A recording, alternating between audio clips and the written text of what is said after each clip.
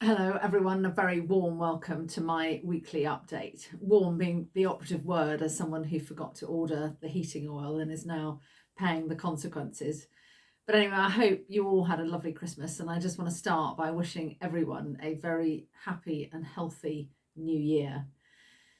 I've just actually come off from speaking at the Oxford Farming Conference, which sadly, due to the exponential rises in Omicron, was a virtual conference again. It always kicks off the sort of farming year with the political session, which was yesterday.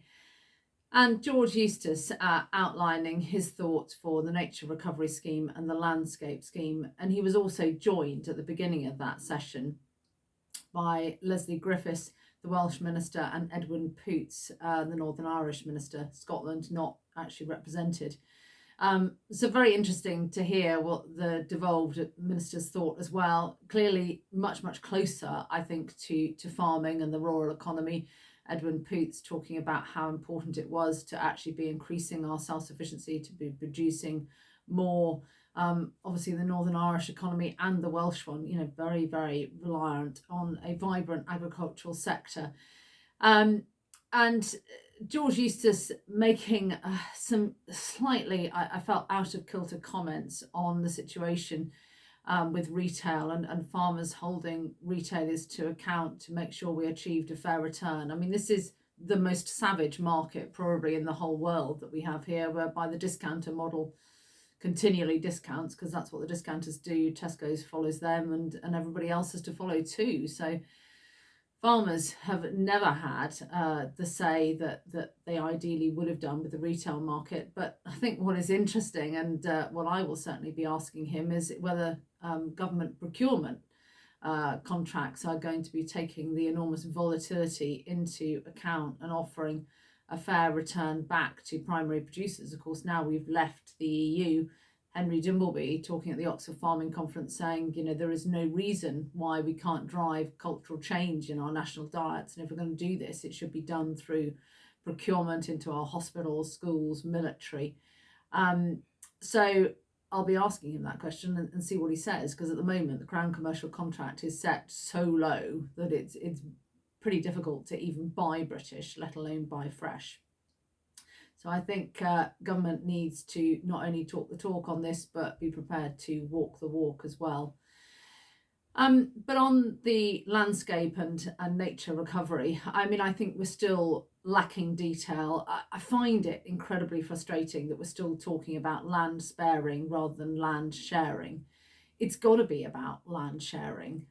We've got at least half of our farmers are tenant farmers, so it's got to be about tenants and landowners.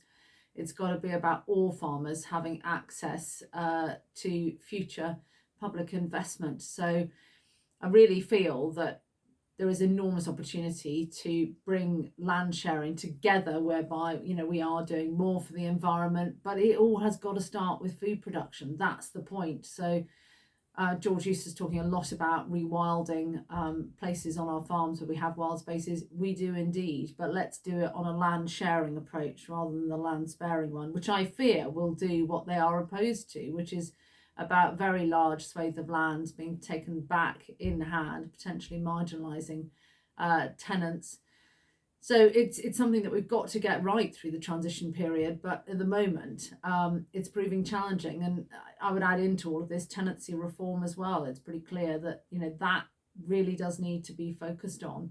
I did make the point to Farming Minister Victoria Prentice that instead of focusing on animal sentience bills and other pieces of legislation, it would be really good to get the nuts and bolts of what is needed for our industry sorted first, with which she didn't disagree.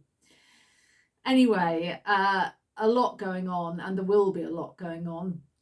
And I know as we go into 2022, the live events will be getting back on stream. And I just really hope that COVID settles down again, that we can get back to face-to-face meetings.